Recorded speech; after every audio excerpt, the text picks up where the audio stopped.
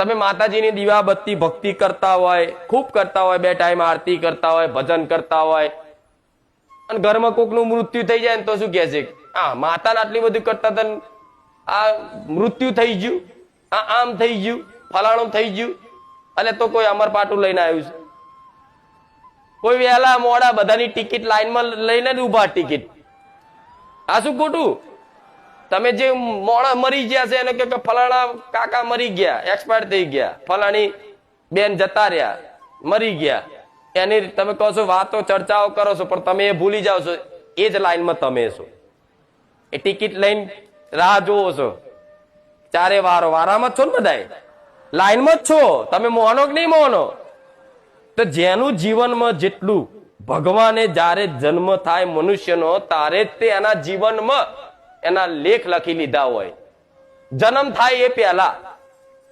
ખબર છે ને? તો વિચારો, એ લેખ ભગવાને લખ્યા હોય ધરતી પર, એ લેખમાં શું હોય એ તમને કહું, થોડી માહિતી ટૂંકામાં આપું કે એ લેખમાં તમારા કેટલું આ ધરતી પર સુખ દુઃખ ભોગવવાનું છે, તમારા જીવનમાં કઈ કઈ ઘટનાઓ બનશે, કેવા કેવા દુઃખ આવશે, કેવું કેવું સુખ આવશે, એ બધું જ જ્યારે મનુષ્યનો જન્મ થાય ત્યારે જ એ નિર્ધારિત થઈ જાય છે કે આના આટલા સમય સુધી દુઃખ દરિદ્રતા ગરીબી વેઠવી પડશે, કોઈના આટલા વર્ષ સુધી એના રોગ વેઠવો પડશે, કોઈ તકલીફ વેઠવી પડશે, આટલા સમયગાળા પછી એનો કદાચ પગ ભાગી જશે, બધું જ ઘટના બધી જ લખેલી છે. એને શું કહેવાય?